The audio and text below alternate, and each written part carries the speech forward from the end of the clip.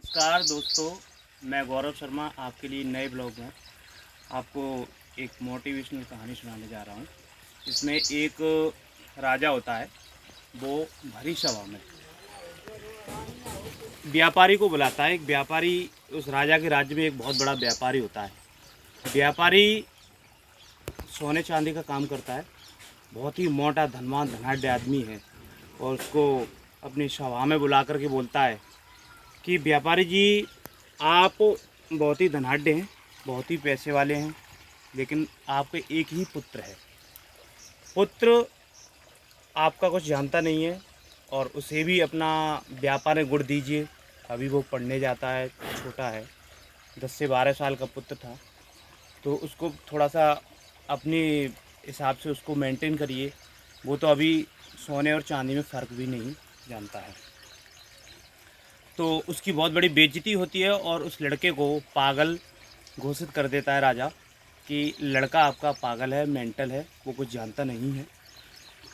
तो व्यापारी घर वापस जाता है और अपने बच्चे से पूछता है कि राजा साहब ने बोला कि तुम्हारा बच्चा मेंटल है, वो कुछ जानता नहीं है, तो बेटा तू ऐसा काम क्यों करता है। तो बच्चा अपने पिताजी को बोलता है, पिताजी मैं ना तो मेंटल हूँ, ना पागल हूँ, कुछ भी नहीं हूँ, लेकिन मैं आपको इस स्टोरी के माध्यम से सुनाने जा रहा हूँ कि कभी कभी पागलपन भी काम आता है। जब बच्चा स्कूल जा रहा होता है तो उस राजा की सभा खुले में प्रजा के सामने लग रही होती है और वो बच्चों को बुला के पूछता है। सब लोग बोलते हैं कि फलां व्यापारी का बेटा है, क्योंकि वो व्यापारी बहुत पैसे वाला था। और उसको बुला के पूछा जाता है कि बेटा, ये कुछ सोने की गिन्नियाँ रखी थी, मोहर और सिक्के, सोने के सिक्के और चांदी के सिक्के। उससे पूछा जाता है, बेटा ये सोने का कौन सा है, चांदी का कौन सा है। तो सोने वाले को चांदी का बता देता है और चांदी वाले को सोने का बता देता है। तो बोलता है कि इतना बड़ा व्यापारी इस पैसे को लेके कहाँ जाएगा, और इसके एक ही पुत्र है, तो इस ये यहीं छोड़ जाएगा। जैसे कि हर तरह के यहाँ पे भी लोकलाइज्ड लोग जो आपके आसपास होंगे वो यही बोलते हैं कि इतने पैसे का क्या होगा, इसकी तो औलाद ही पागल है।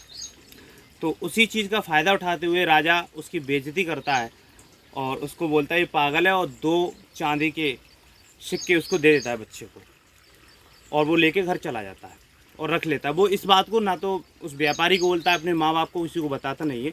और उस राजा का जो जहाँ दरबार लगा करता था, वो उसी रास्ते से होके बच्चा रोज़ पढ़ने जाता था। और वही राजा का जाना और उस बच्चे का जाना और राजा का वहाँ पे दरबार लगना एक ही टाइम होता है। तो वो डेली उसको बुलाता है और सोने चांदी में फ़र्क पूछता है।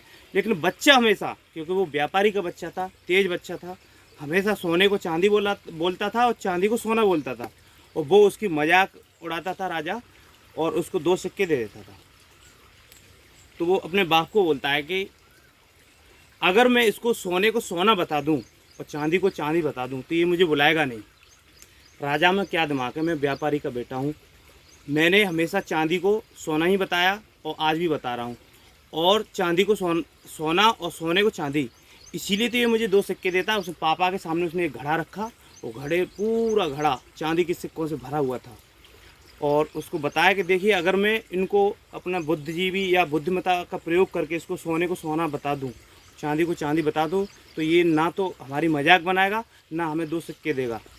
और व्यापारी का बेटा होने के नाते मैंने इनसे धीरे धीरे करके एक घड़े सिक्के का भर लिया है, और इससे मैं आपको बता रहा हूँ, ये आपको दिखा रहा हूँ कि ये सिक्का देखिए, अब मेरे पास इतने सिक्के हैं। तो कभी कभी बेवकूफ़ी भी काम आती है। हमेशा अपनी बुद्धि का प्रयोग कीजिए। हो सकता है कि आपका पागलपन आपको फ़ायदा उठा दे।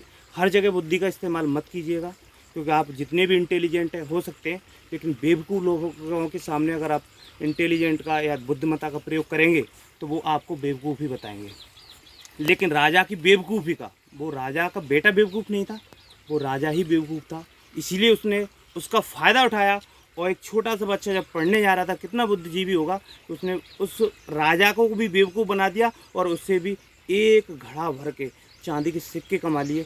यही बस फ़र्क होता है बुद्धिजीवी और पागलपन में। राजा राज्य जरूर चला रहा था, लेकिन राजा को ये पता तक नहीं था कि मैं ही बेवकूफ़ हूँ और सामने वाला इतना होशियार और स्मार्ट आदमी है। जय हिंद, जय भारत।